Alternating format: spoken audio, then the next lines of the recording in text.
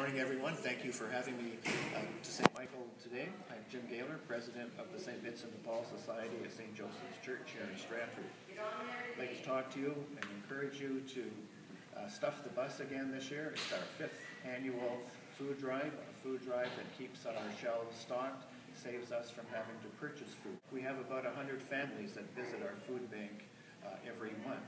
This is from single adults to families. These families have anywhere from 1 up to 5 children, so you truly are meeting a need.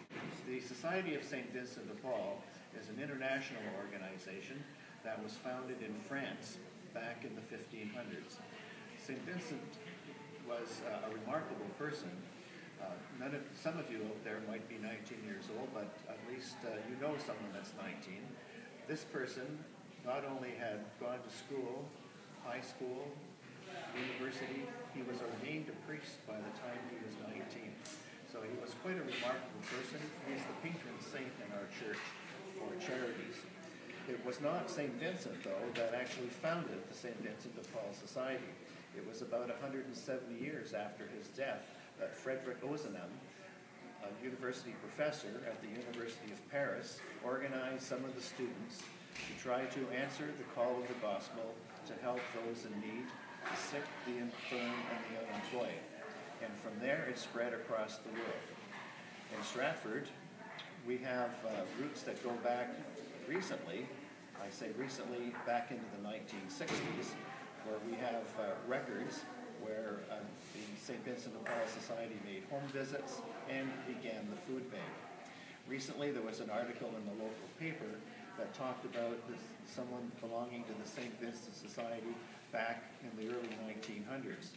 So I don't know much about those particular details, but St. Vincent de Paul Society in Stratford has been around for quite some time. The past 30 years especially, we have operated a food bank.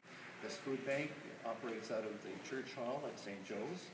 It's open every Wednesday from 3:30 to 5:30, and people can visit this, pick up a food donation and a voucher once every 8 weeks. So it's not something that they can come back to all the time.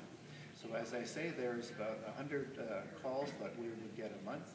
So the need is very real, and what you're doing in Stuff the Bus is something that we are very grateful for.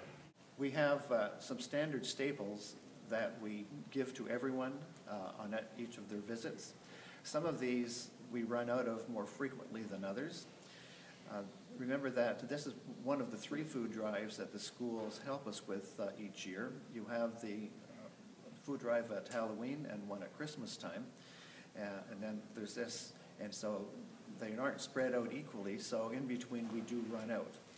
What we run out most frequently of is peanut butter.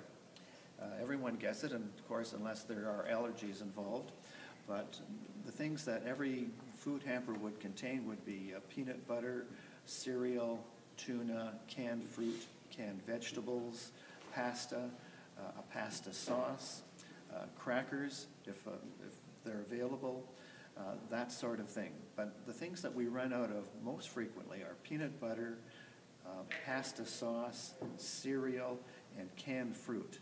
And right behind that would be the canned vegetables. Salmon and tuna are pretty well there most of the time. We have an abundance of soup, and of course that can be included.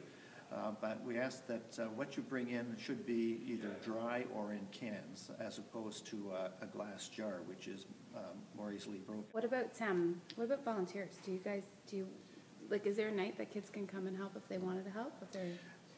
The food drive is the main thing, and actually we need help that day. Or like Wednesdays when people come, do you ever need help? When the bus comes in, we certainly need some muscle to sort this and get it onto the shelves. But on a regular basis? On a regular basis, we have 5 teams of people that, and since it's during the day, it's not convenient to have someone come in on a call-up or volunteer basis that way.